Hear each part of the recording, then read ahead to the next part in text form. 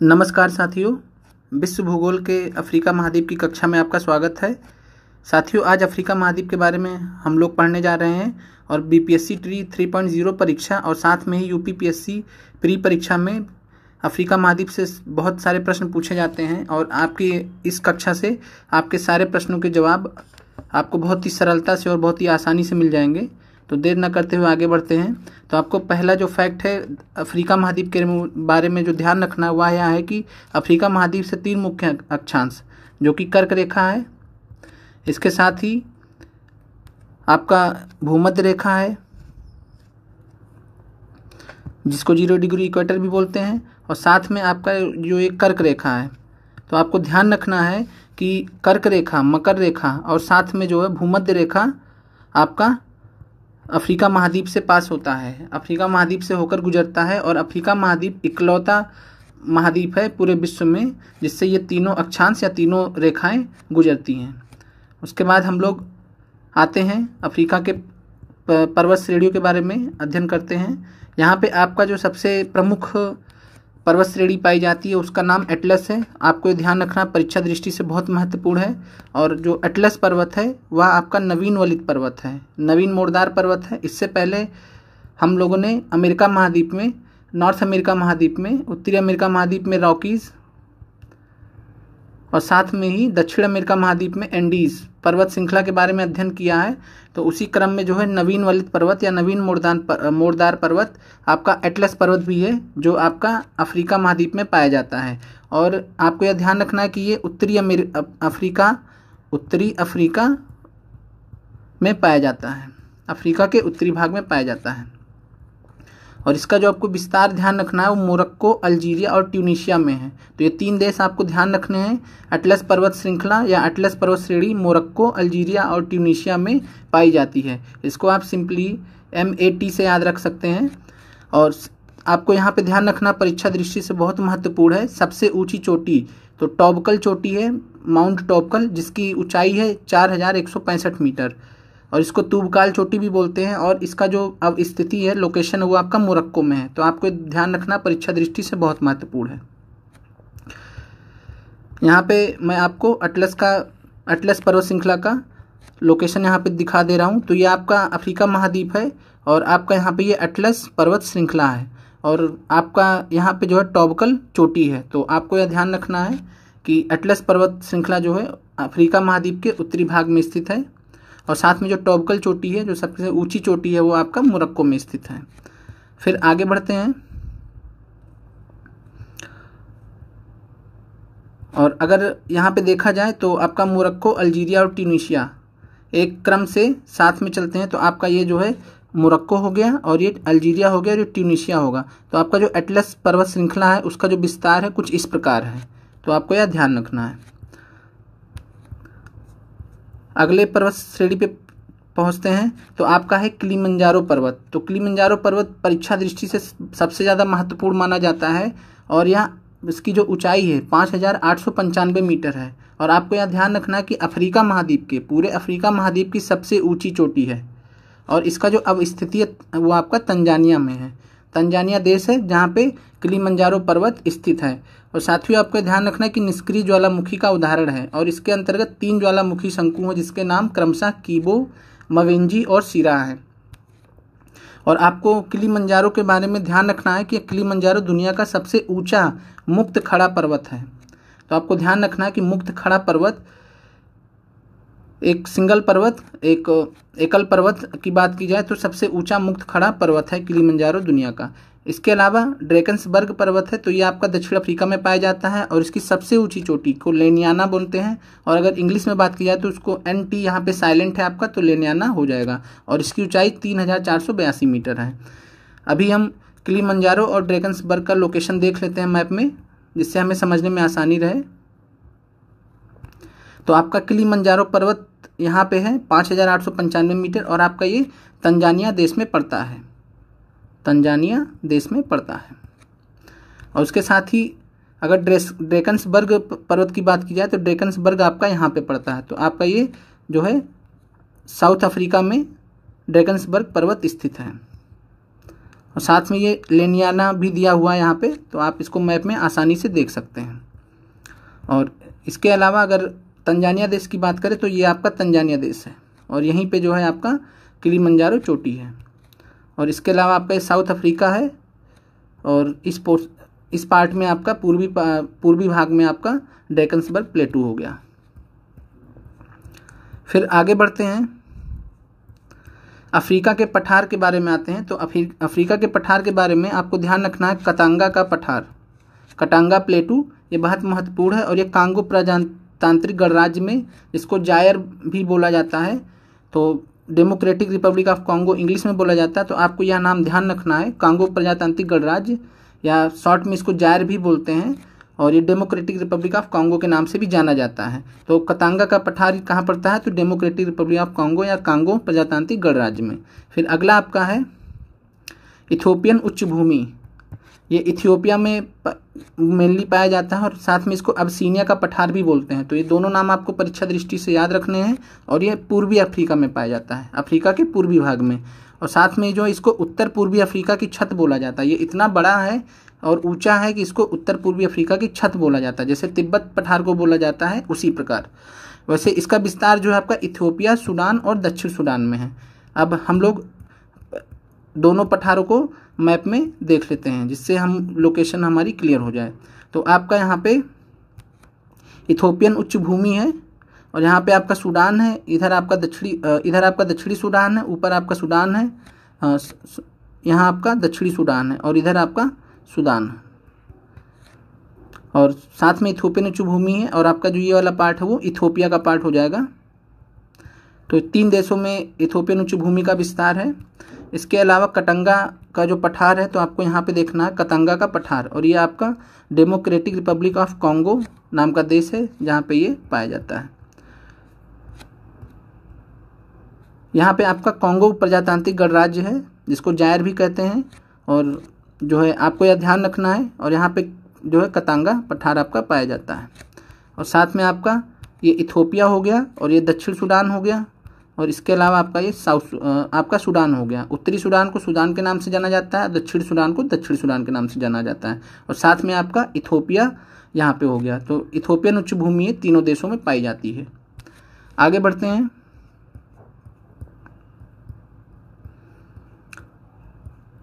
Africa के मरुस्थल के बारे में, बहुत ही महत्वपूर्ण है परीक्षा दृष्टि से। और सबसे महत्वपूर्ण जो मरुस्थल है वह आपका है सहारा मरुस्थल, और यह विश्व का सबसे बड़ा या विशालतम गर्म मरुस्थल है। तो हॉट डिजर्ट है, और इसका जो क्षेत्रफल है वो आपका 92 लाख स्क्वायर किलोमीटर है।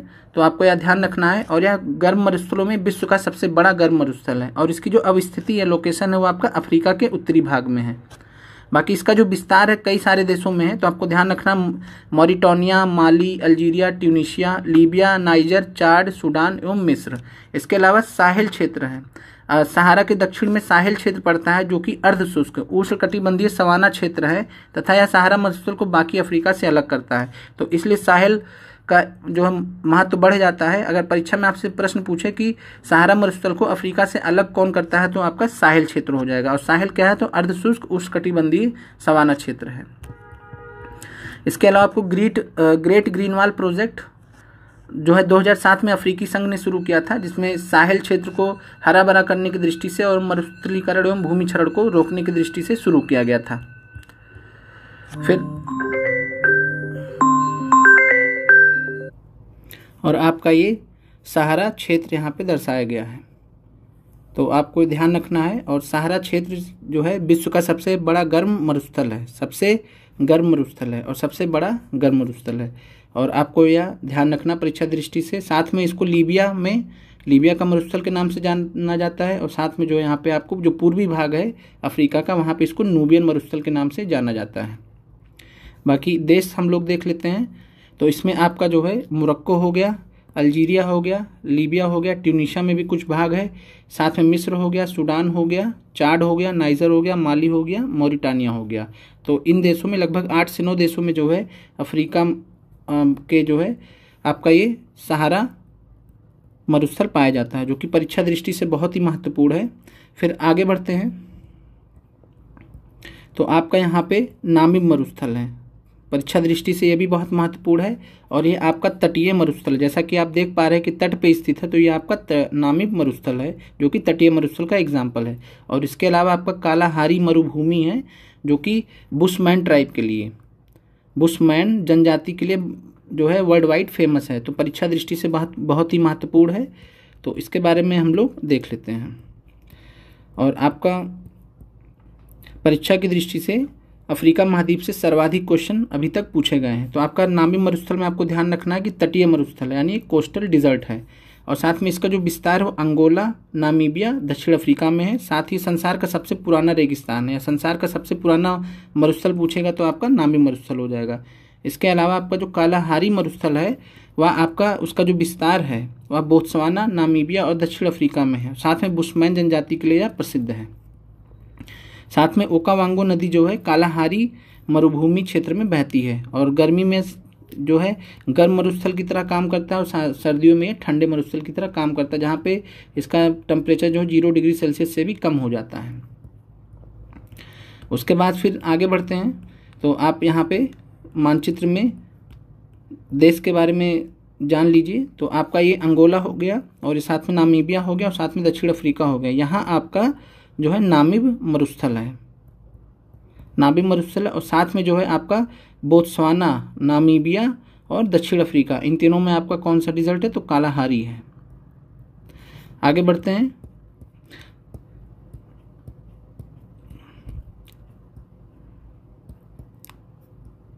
फिर इसके बाद आते हैं अफ्रीका की प्रमुख नदियों पर, बहुत ही महत्वपूर्ण है परीक्षा की दृष्टि से। और नील नदी जो है अफ्रीका की एवं विश्व की सबसे लंबी नदी है। तो नील नदी के बारे में आपको ध्यान रखना, परीक्षा दृष्टि से बहुत सारे प्रश्न पूछे जाते हैं नील नदी से। और यह अफ्रीका महाद्वीप की एवं विश्व की सबसे लंबी नदी है। और दूसरे नंबर पे, अगर पहले नंबर पे नील नदी है तो दूसरे नंबर पे कौन सी नदी है? तो अमेजन नदी है,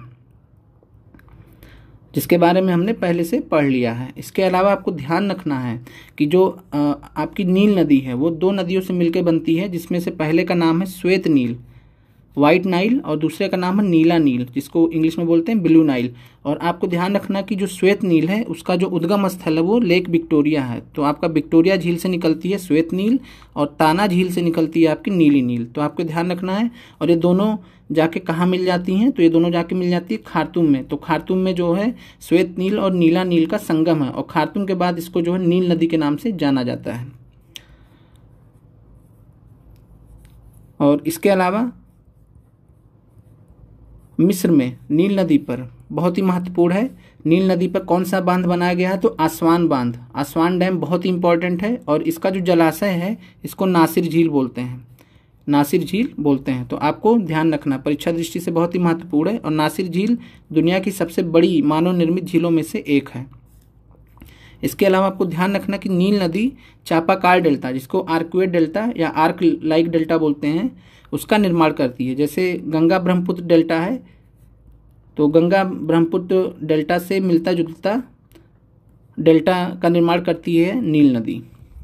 और नील नदी आपको ध्यान रखना किस सागर में गिरती है? तो भूमध्य सागर में गिरती है, यानी इसका जो निकास होता है वो भूमध्य सागर में होता है। फिर नील नदी के बारे में हम लोग मानचित्र में अवस्थिति एवं संबंधित पॉइंट्स देख लेते हैं, जो कि बहुत ही जरूरी है। तो आपको यहाँ पे जो है देख पा रहे हैं कि ये विक्टोरिया झील है, और इस विक्टोरिया झील से जो है निकलती है नीली नील।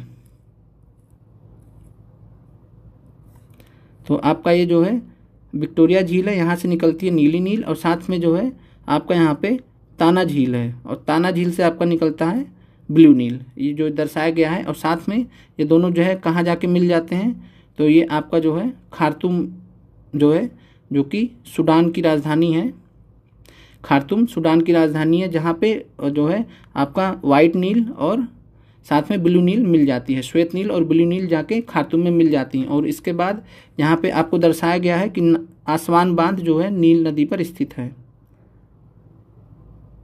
आसवान बांध आपका ये। और साथ में नासिर झील भी यहाँ पे दर्शाया गया है, साथ में आसवान बांध आपका नील नदी पर स्थित है। साथ में नील नदी का मुहाना दिखाया गया है, यहाँ पे इसका डेल्टा दिखाया गया। और साथ में आपको ये ध्यान रखना कि ये जो है आपका भूमध्य सागर है, जिसको मेडिटेरेनियन सी बोलते हैं। तो आपका नील नदी कहाँ पे गिरती है? तो भूमध्य सागर में गिरती है, परीक्षा दृष्टि से बहुत महत्वपूर्ण है। आगे बढ़ते हैं, अगली महत्वपूर्ण नदी पे आते हैं। तो अगली महत्वपूर्ण नदी जो हम लोग को अफ्रीका महाद्वीप में देखना है तो उसका नाम है कॉन्गो या जायर नदी। बहुत महत्वपूर्ण परीक्षा दृष्टि से, और यह अफ्रीका की दूसरी सबसे लंबी नदी है। इसकी लंबाई 4700 किलोमीटर के आसपास है।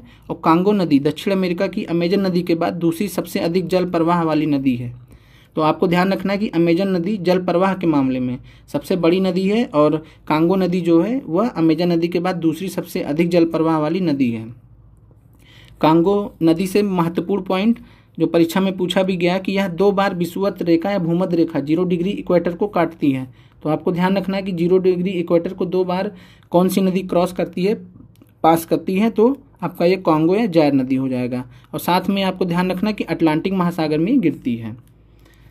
इसके अलावा आपको फिर ध्यान रखना जाम्बेजी रिवर या जाम्बेजी रिवर, परीक्षा दृष्टि से ये भी बहुत महत्वपूर्ण है। और जाम्बेजी रिवर पे जो है बहुत ही इंपॉर्टेंट है विक्टोरिया जलप्रपात। विक्टोरिया फॉल्स आपका जाम्बेजी नदी पर जो है जाम्बिया और जिम्बाब्वे की सीमा पर स्थित है।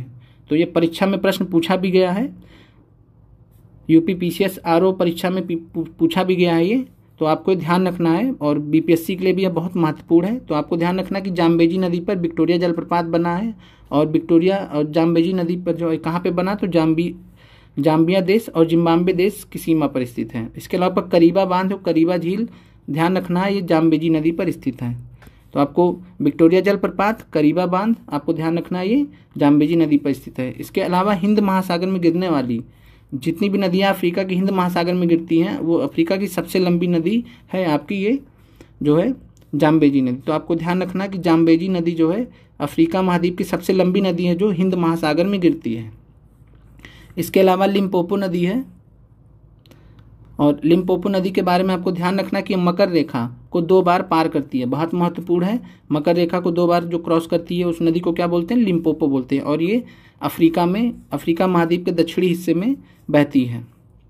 यहाँ पे मैंने जो है एक आपका एक कर्क रेखा हो गया, साथ में विषुवत रेखा हो गया, मकर रेखा हो गया। तो आपका तीनों रेखाओं से ऐसी नदी जो रेखाओं को 2 बार पार करती है उनके नाम आपको क्रमशः ध्यान रखने हैं। तो सबसे पहला है कि कर्क रेखा। तो कर्क रेखा से कौन सी नदी 2 बार गुजरती है, तो आपकी माही नदी है जो गुजरात में बहती है, भारत में। और आपका साथ में विषुवत रेखा या 0 डिग्री इक्वेटर को 2 बार पार करने वाली कौन सी नदी है, तो आपका कांगो या जायर नदी है। इसके अलावा आपका मकर रेखा को 2 बार पार करने वाली नदी कौन सी है, तो आपकी लिम्पोपो नदी है। और इसके अलावा आपको ध्यान रखना कि अफ्रीका एकमात्र महाद्वीप है जिससे कर्क रेखा, विषुवत रेखा एवं मकर रेखा तीनों गुजरती हैं। यानी कि 0 डिग्री, 23.5 डिग्री नॉर्थ और साथ में 23.5 डिग्री साउथ, ये तीनों अक्षांश आपके जो हैं यहाँ पे गुजरते हैं। अब हम लोग इन तीनों नदियों का जो है स्थिति देख लेते हैं मानचित्र पे, जिससे आपको आसानी से समझ में आ जाए। तो आपका ये यहाँ पे देख पा रहे हैं कि लिम्पोपो नदी है और ये आपका जो है मकर रेखा है। तो ये मकर रेखा को जो है आप देख पा रहे हैं कि 2 बार काट रही है। इसके अलावा आपका यहाँ पे कांगो नदी है।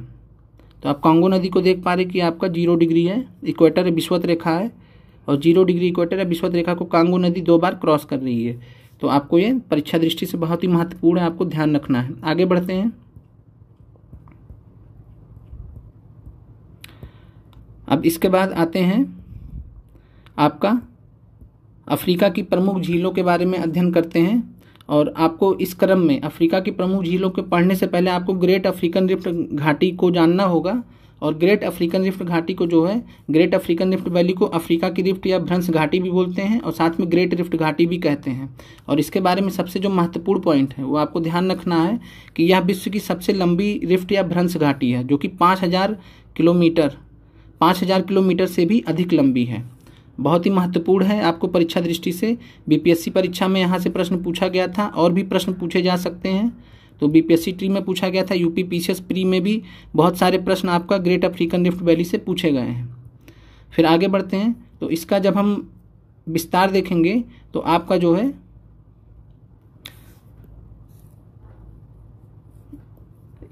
ये दक्षिण से उत्तर की तरफ आपका ग्रेट अफ्रीकन रिफ्ट वैली का विस्तार है, और दक्षिण में ये जाम्बिया से स्टार्ट होता है। जाम्बिया के बाद जाम्बिया से उत्तर में आएंगे तो मालावी पड़ेगा, मालाविया से उत्तर में आएंगे तो तंजानिया पड़ेगा, फिर केन्या, इथोपिया, और फिर इथोपिया के बाद लाल सागर होते हुए, आपको ध्यान रखना है, इथोपिया के बाद लाल सागर होते हुए ये फिर आपको फाइनली जो है बेकुआ घाटी है, तो बेकुआ घाटी या बेकुआ वैली जो कि लेबनान देश में पड़ता है, तो वहाँ तक ही जाता है। तो आप सोच सकते हैं कि जो है विश्व की सबसे लंबी भ्रंश घाटी है, इसको क्यों कहते हैं। और इसका जो विस्तार है साथियों दक्षिण से उत्तर की तरफ है, यानी ये आपका दक्षिण हो गया, ये आपका उत्तर हो गया, और मानचित्र में इसको आपको मैं दर्शा दे रहा हूँ।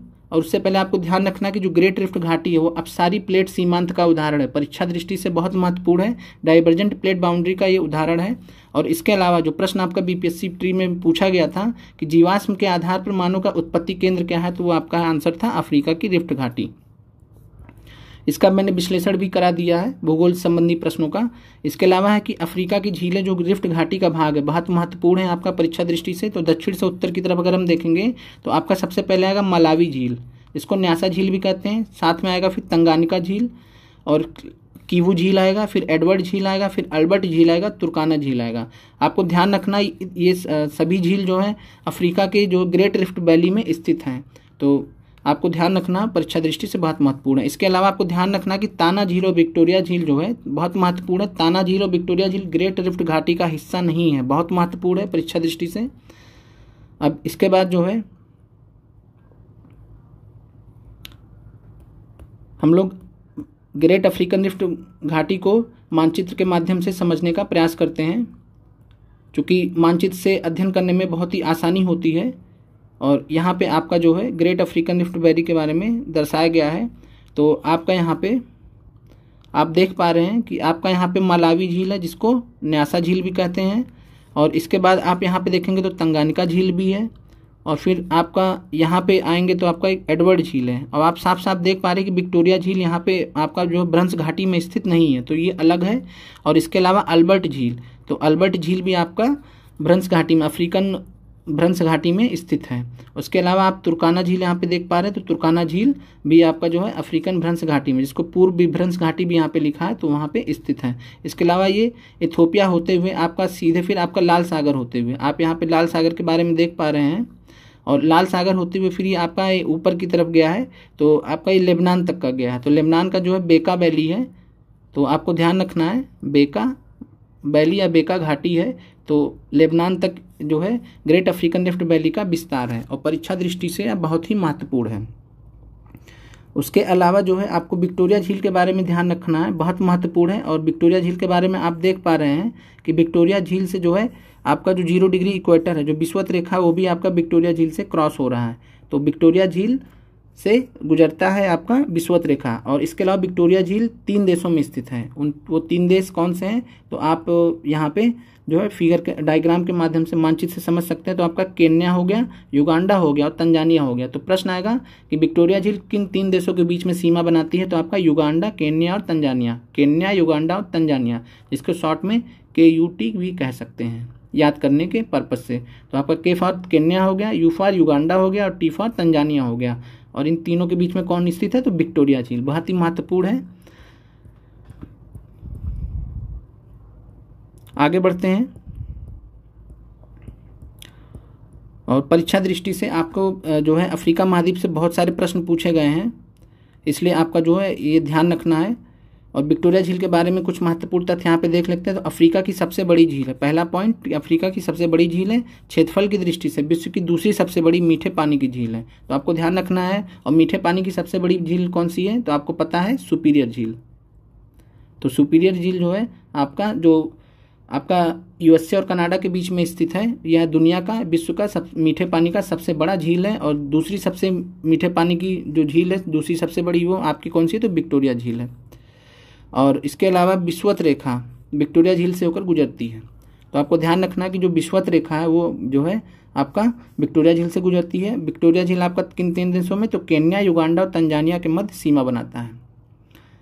और इसके अलावा आपको स्वेज नहर के बारे में ध्यान रखना बहुत महत्वपूर्ण है परीक्षा दृष्टि से। स्वेज नहर की जो अवस्थिति है वो मिस्र के अंतर्गत आता है, जिसको इंग्लिश में इजिप्ट बोलते हैं, मिस्र देश के अंतर्गत आता है और भूमध्य सागर को लाल सागर से जोड़ता है। तो प्रश्न आएगा कि स्वेज नहर किससे किसको जोड़ता है, तो आपका भूमध्य सागर से लाल सागर को जोड़ता है, मेडिटेरेनियन सी को रेड सी से जोड़ता है। और इसके अलावा आपको ध्यान रखना है कि 1869 में बनकर तैयार हुआ था और 1869 में इसको खोल दिया गया था, जिससे फिर इसका इस्तेमाल होने लगा। और इसके बनने से यूरोप और भारत के मध्य जो दूरी थी वो 7000 किलोमीटर तक घट गई थी। तो ये भी प्रश्न परीक्षा में पूछा गया है, तो कितने किलोमीटर दूरी घट गई थी, तो 7000 किलोमीटर तक की दूरी आपकी यूरोप और भारत के मध्य घट गई थी। इसके अलावा अफ्रीका का सींग हॉर्न किसको कहते हैं, तो आपको ध्यान रखना है अफ्रीका का सींग और हॉर्न आपका ये जो है आपका सबसे पूर्वी विस्तार है। अफ्रीका महाद्वीप का जो है ये सबसे पूर्वी विस्तार है। तो आपको ध्यान रखना है इसमें 4 देश आते हैं, इरिट्रिया, जिबूती, इथियोपिया और सोमालिया।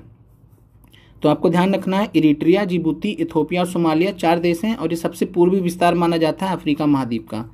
इसके अलावा आपको ध्यान रखना है आखिरी पॉइंट इस वीडियो का कि अफ्रीका के निम्नलिखित देशों से विषुवत रेखा या भूमध्य रेखा 0 डिग्री इक्वेटर गुजरता है, वो देश कौन से, तो गैबोन है, कांगो गण प्रजातांत्रिक गणराज्य है, युगांडा है, केन्या है, साथ में सोमालिया है। तो आपको ये जो है 6 देश आपको ध्यान रखने हैं और इन 6 देशों से होकर आपका जो विषुवत रेखा है या आपका भूमध्य रेखा वो गुजरता है। तो आप लोगों को मैं मैप में हॉर्न ऑफ अफ्रीका, जिसको अफ्रीका की सींग बोलते हैं, उसके बारे में दिखा देता हूँ जिससे आपको समझने में आसानी रहे। तो आप यहाँ पे देख पा रहे हैं कि जो इरिट्रिया है ये वाला आपका पार्ट, इसी को जो है और एक सींग की तरह निकला हुआ प्रतीत होता है, तो इसलिए जो है इसको हॉर्न ऑफ अफ्रीका बोलते हैं, जिसमें इरिट्रिया है और यहाँ पे आपका छोटा सा कंट्री है, आपका छोटा सा कंट्री जिबूती है, इरिट्रिया है, इथियोपिया है और साथ में सोमालिया है और एक हॉर्न की तरह प्रतीत होता है देखने में, तो इसलिए इसको जो है हॉर्न ऑफ अफ्रीका के नाम से जाना जाता है। तो साथियों आज की कक्षा में बस इतना ही। अगली कक्षा में हम लोग ऑस्ट्रेलिया महाद्वीप के बारे में अध्ययन करेंगे और परीक्षा दृष्टि से जितने भी प्रश्न पूछे गए हैं उनको मानचित्र के माध्यम से समझने का प्रयास करेंगे। साथियों यह जो आपका सीरीज चल रहा है विश्व भूगोल का, ये आपका परीक्षा दृष्टि से यूपी पीसीएस प्री के लिए बहुत ही महत्वपूर्ण है, 2024 के लिए बहुत ही महत्वपूर्ण है। बहुत सारे प्रश्न पूछे गए हैं, मैंने जितने भी पॉइंट्स यहाँ पे बताए वो लगभग पूछे ही गए हैं और साथ में बीपीएससी ट्री परीक्षा में यहाँ से प्रश्न पूछे गए हैं और आगे भी प्रश्न जो नए प्रश्न बनेंगे वो इसी वीडियो से ही बनेंगे, इसके इतर कहीं से नहीं बनेंगे। तो बीपीएससी ट्री 3.0 या 4.0 परीक्षा की तैयारी कर रहे हैं अभ्यर्थी इस वीडियो को जरूर देखें और साथ में यूपी पीसीएस प्री के जो अभ्यर्थी हैं उनके लिए भी वीडियो उतना ही महत्वपूर्ण है। तो साथियों अगली कक्षा में हम लोग मिलेंगे, ऑस्ट्रेलिया के बारे में जानेंगे और ऑस्ट्रेलिया को जो है ओशियाना महाद्वीप के अंतर्गत रखा जाता है, तो हम लोग जो है ऑस्ट्रेलिया के बारे में पढ़ेंगे। तो फिर मिलते हैं अगले वीडियो में। जय हिंद साथियों।